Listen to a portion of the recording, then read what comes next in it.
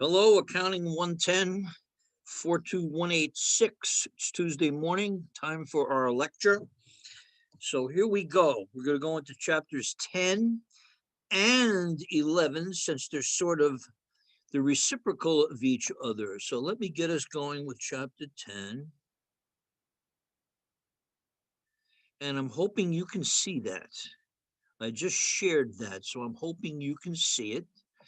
And we'll go from here. I'm just going to make it a little bigger for me. Okay. Accounting for sales and cash receipts, okay? We are getting into an area where we're doing merchandise transactions. We purchase merchandise from vendors as we've been doing all semester. And now we sell to the final consumer. And they talk about different types of documents involved, cash register receipts. These are called source documents. Pieces of paper that allow you to justify the transaction you made. Example of a sales ticket, kind of old-fashioned, so I'm going to go through this here. A wholesaler, that's the middleman, huh? Wholesaler. Coca-Cola is the biggest manufacturer of soda, huh? They produce more soda than anybody. Coca-Cola sells big, giant truckloads to wholesalers. Wholesalers sell cases to retailers like 7-Eleven, and then 7-Eleven sells to us, the end user. So you have the manufacturer, he sells the product in huge quantities to the wholesaler, who warehouses it and then sells to the retailer, the store, and then we buy from the store as the end user. And they're just given a few more documents, which I'm not going to worry about. Credit memos and debit memos. Credit memo is simply permission from one company to another that they're allowed to return goods or charge the account. We don't talk much about credit memos, a little bit old-fashioned, I think, in terms of communications today. Usually you just email your business partner and say, I'm returning these shirts, and you get an email back, okay, and that would be a credit memo. So we'll go through that. All right, merchandise sales accounts. Okay, now let's get into some new things here, okay? Merchandise sales accounts. To account for merchandise sales, we're going to use some new accounts. Well, we know we have sales, but here's a few we really haven't worked with too much, huh? Sales tax payable, sales returns and allowances. We're not going to worry about refunds payable, not even going to look at that, and sales discounts. Sales is a revenue account with a credit balance. Sales tax payable is just that, it's a payable. So it has a credit balance. Sales returns and allowances and sales discounts are contra sales accounts, contra revenue accounts. Remember, you never debit sales. You never debit sales, never debit sales. But we do have to reduce the net sales, and we do that by debiting the two contra accounts called sales returns and allowances and sales discounts, okay? So let's see what we have here. They're showing some of the new accounts up here. Sales tax payable, it's another liability. And here you have sales, which has a credit balance, and we never debit sales. You can get the hint, we never debit sales. But if we need to reduce the overall sales, the net sales, we're going to do so by debiting sales returns and allowances and sales discounts. They're contra revenues. This is akin to depreciation, accumulated depreciation. You buy an asset for $100,000, you will never credit that asset, but we have to reduce the net book value of the asset. We do so by crediting the contra asset account accumulated depreciation. So this is the same thought process, okay? Sales account, well, we know what to do here, huh? We sold something for $100, we debit cash and we credit sales. Unless the deal is the guy's going to pay us later, It was made on account, and I've told you a million times, on account means nobody had money, on account and no one had money. So there's no cash involved in the transaction. We're not going to debit cash. We'll debit accounts receivable and credit sales, okay? Sales tax payable. In Santa Barbara County, I believe it's 8.75%. We're all familiar with that. We all see that $1 item we're going to buy, that candy bars, whatever, is going to cost us $1.09 probably. It's a liability account, and it is not the company's money. It belongs to the purchaser, the buyer. So when the purchaser pays you $1 plus the 8-cent sales tax, that sales tax has to be turned over to the state at the end of the month, to the State Board of Equalization, I guess. And it's a responsibility that the company takes on, okay? So we're gonna work with that account as a liability. And let's take a look at our first transaction, huh? We had a cash sale for $100. The $100 is the sale, but we had to charge the customer a 5% sales tax. So the total cash we receive is the 105. This money, once again, does not belong to the company. It belongs to the person who paid us, and our fiduciary responsibility is to turn this over to the state at the end of the month, probably. Credit sale, same exact thing. Same exact thing. We have to turn this $5 over to the state at the end of the month. The only difference is we're debiting receivables instead of cash. Okay, let's talk about sales returns and allowances. Contra sales account, contra revenue account has a debit balance, because we use this, we never debit sales, has a debit balance. What is the sales returns and allowances? Well, we've all done this. We've returned something to a store, perhaps a garment that didn't quite fit the way it should, or we opened up the box and saw it was the wrong color, and we bring it back and return it. That's a sales return. The store has to credit your account. They have to remove your accounts receivable with a credit and debit this account, okay? Sales returns and allowances. Refer to the credit memo shown earlier. I guess it was a $46 item they returned. They returned an item which was sold to them for $46, and we also have to credit them, give them $2.30 off on the sales tax. They're not going to pay the sales tax on something you're returning, right? So they returned $46 times our whatever our I think it was 5 cents, 5%. There you go. And we reduced their accounts receivable by $48.30. Okay. Sales returns and allowances. Subsequent year. We are not going to get involved in this estimating of sales returns and allowances. The entire faculty looked at that and thought that was sort of way out there.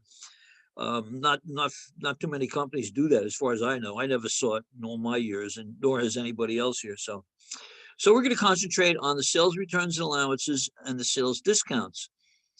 Sales discount, a contra revenue account used to record discounts given to customers who buy on account.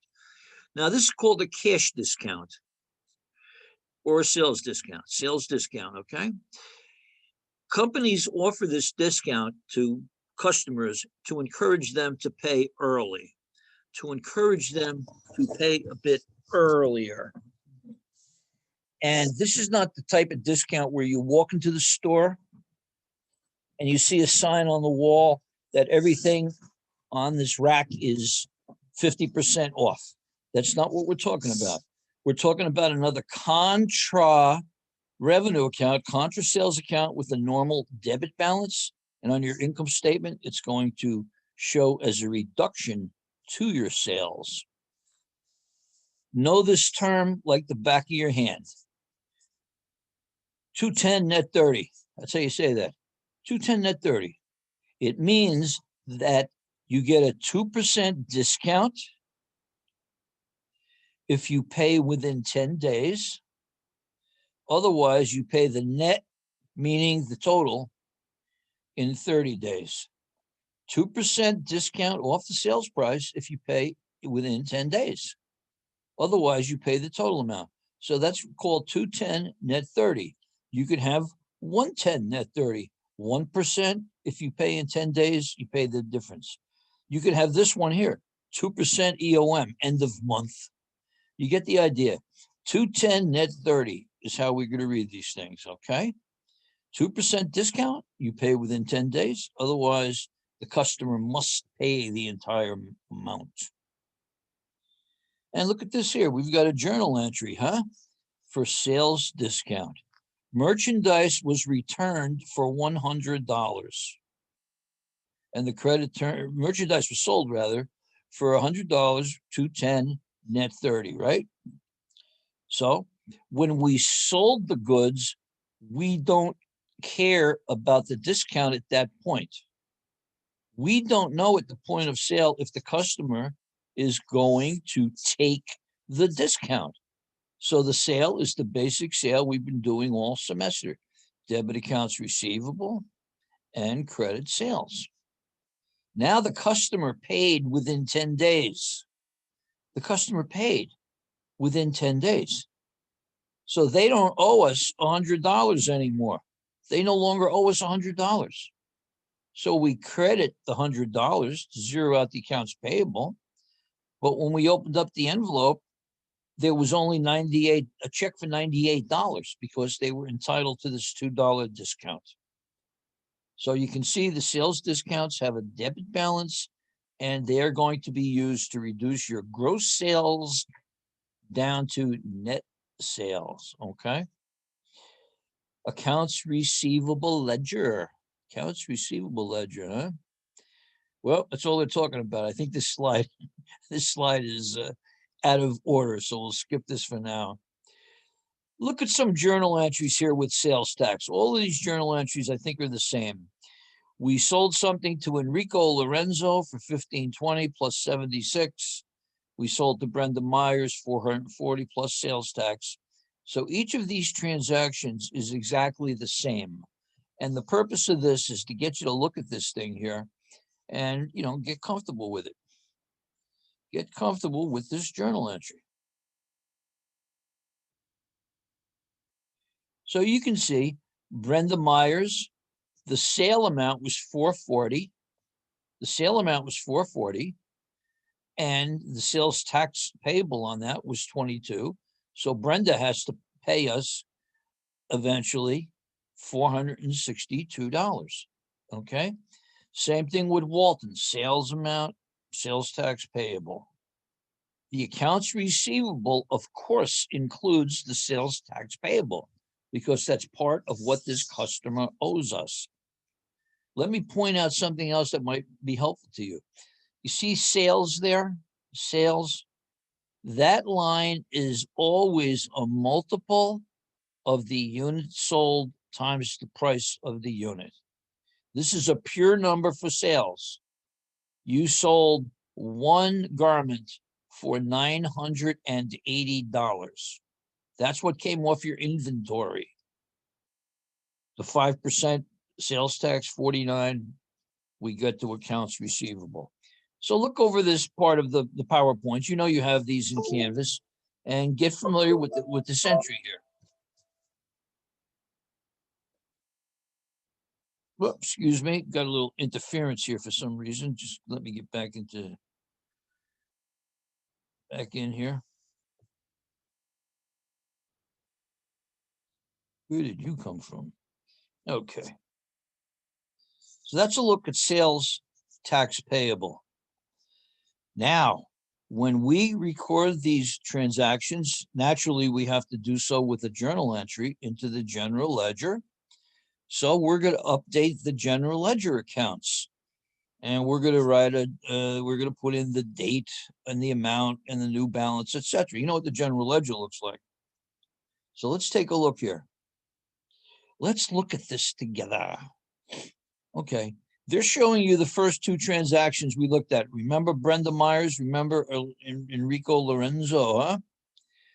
We sold $1,520 worth of goods to him.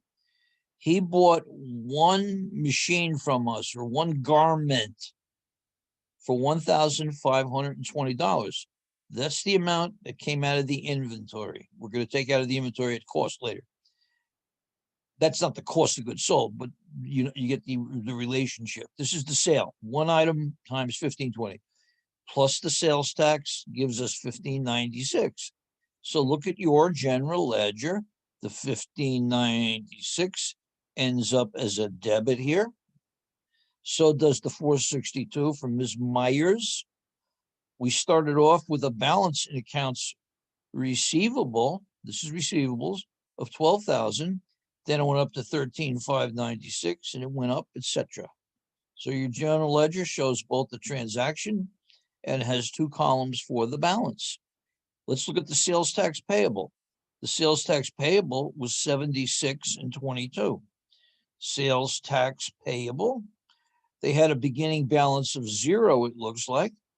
And now they sold something to Lorenzo. They sold something to Brenda. That credit is going up. And here are your sales, 1,520 and 440. This is a good slide to look at, maybe have in front of you when you're doing some of this homework. That's the general ledger. General ledger. We have to keep track of these numbers, huh? You see that number there, 14,058?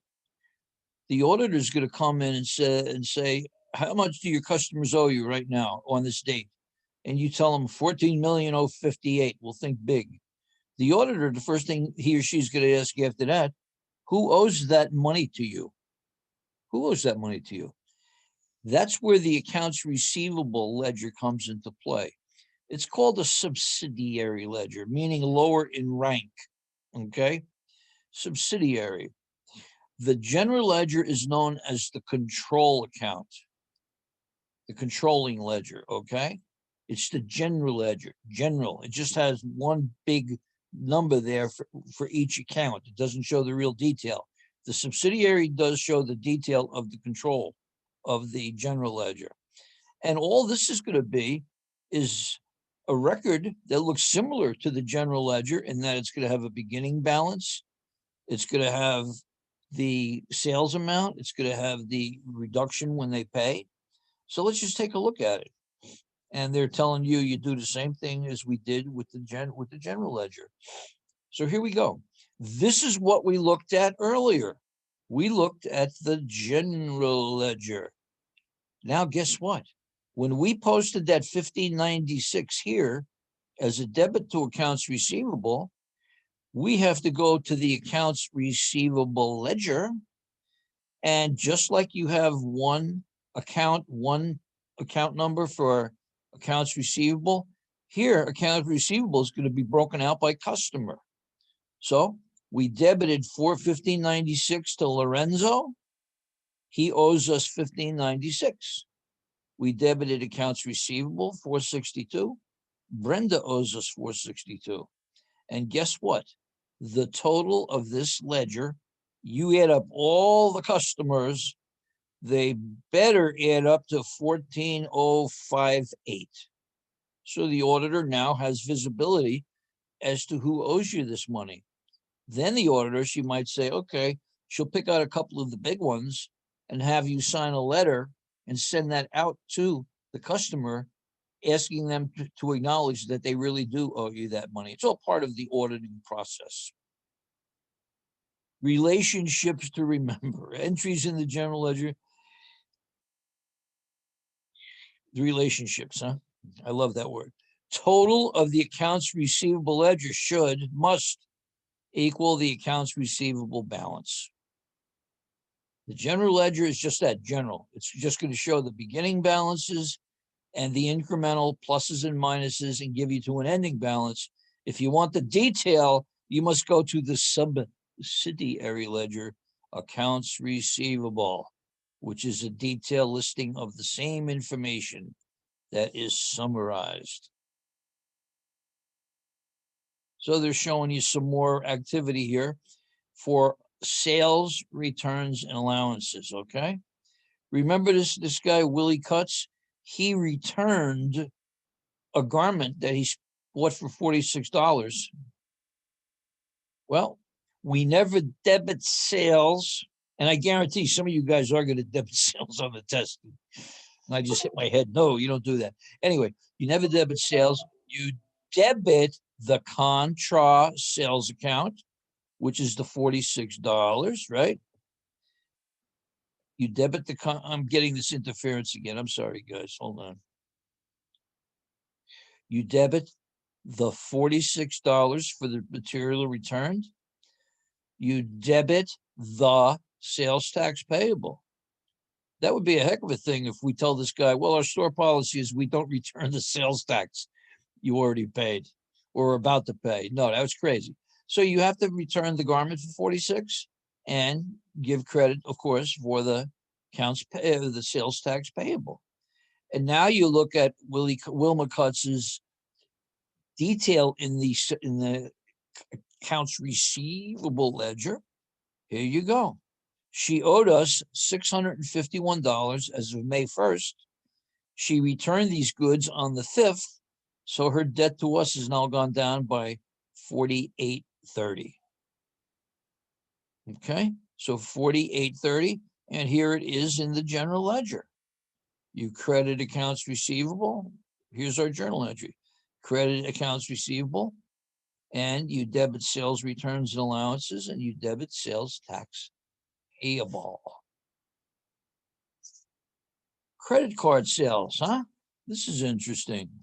Similar to cash. It is cash as far as I'm concerned, because as soon as you give your credit card to Walmart, as soon as you swipe it, they're going to get their money in a matter of minutes, maybe hours, less than a day for sure. So it's really cash. Okay. But if you are letting people buy with credit cards, you have to pay a credit card fee. So say hello to another contra revenue account. And this book is calling it bank credit card expense. Credit card fees could be what you call it, credit card charges, something like that. So we sold something to a customer for $100 plus a sales tax of $5. So let's be sure we start with that, okay? The sale was $100. We sold a $100 shirt to this customer, and the sales tax was $5, okay? That customer now owes us nothing because they used a credit card. But with the 4% fee, Visa takes $4.20 out of our pockets. So the company only nets the 100.80. And once in a while, you'll see a small business or a restaurant that says cash only. It's because they don't want to pay this fee. They don't want the hassle of working with credit cards. But of course, they're limiting their audience by doing that. So credit card fees is a contra revenue account. So now let's look at a few cash receipts. We're going back to the same people. Enrico Lorenzo, 1596. Brenda Myers, Edith Walton, okay? So they're giving us some transactions. Let's take a look here. So we have 3 cash receipts on account from these 3 different people. Then they're giving us a cash sale of $3,600, and then a credit card sale. Ooh, that looks like fun. Let's take a look. Let's take a look.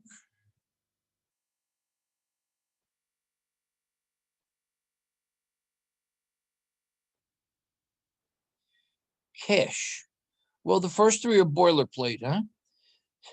The first 3, Lorenzo paid us. He paid us. We got our $1,596, and we credit accounts receivable. He no longer owes us $1,596. Same thing with Brenda Myers. She paid us. She paid us. Ain't that great? Life is good. Walton, the same thing. Here's a cash sale. Cash sale. And this sale involved, it looks like it involved sales tax payable of $180. So we sold $3,600 worth of clothing to this customer who paid in cash, which means they had to pay the sales tax right there. So that shouldn't be too tough for us, I don't think. And then take a look at this transaction here. This is the credit card sale. Credit card sales for the month were $22,500 plus sales tax, and they're giving you the credit card expense number. So again, start with your sales number. 22.5 plus 1125. 22.5, that was the machine they bought from us. They bought a couple of computers from us. They bought 10 computers for 2,500, whatever, 22.50. That is our credit to sales. The sales tax payable, which the customer will pay to us, trusting us to turn it over to the State Board of Equalization. They are telling you in the problem that the credit card expense was $900. So how much cash did we receive? $22,725. All right. I think that's reasonably clear. And wow, they're really throwing some more stuff at us, huh? Let's see over here. Well, they're just showing you the cash receipts from these two people. Cash goes up with the debit, goes up with the 450.96 to 462, and the accounts receivable goes down and down. Look at a Lorenzo now. He bought from us on the 4th, and he paid us on the 14th. His balance is 0. Same thing with Brenda, 10 and 20. Okay. Again, the accounts receivable ledger, all of these numbers for all of your customers must equal this 13,029. And now we have to pair the grueling schedule of accounts receivable. And all this is a list of the customers and how much they owe you. Think of it as a second subsidiary schedule. You have the general ledger, which is the control accounts, general ledger, and then you have the detail of that in your accounts receivable ledger, where you're showing the ups and downs by customer. Here, all we're doing now at the end of the month is we're going to that accounts receivable ledger and we're listing all the people who owe us money. You notice that Lorenzo is not here, Mr. Enrico Lorenzo, he's gone. And so is Brenda Myers. We just saw that they paid us. But who owes us money at the end of the year? Helen Avery does, Wilma, Heidi, Ken, Vivian. And like I said, imagine there's a bigger company where you might have 1,000 customers, say. And again, if the auditors are looking at just this, I guarantee they're going to look at 4,500, it's 35 here, and maybe pick out the small one just for the heck of it and verify them by contacting the customer. Finding errors, don't make errors. You are unlikely, you're never going to make an error where you go out of balance, because I'm assuming everything in the world now is done with some kind of software, which will not allow you to post an entry that's out of balance, okay? So I'm not too worried about looking for accounts receivable errors, all right? So let me take a peek here real quick. I'm feeling ambitious. I may go forward here.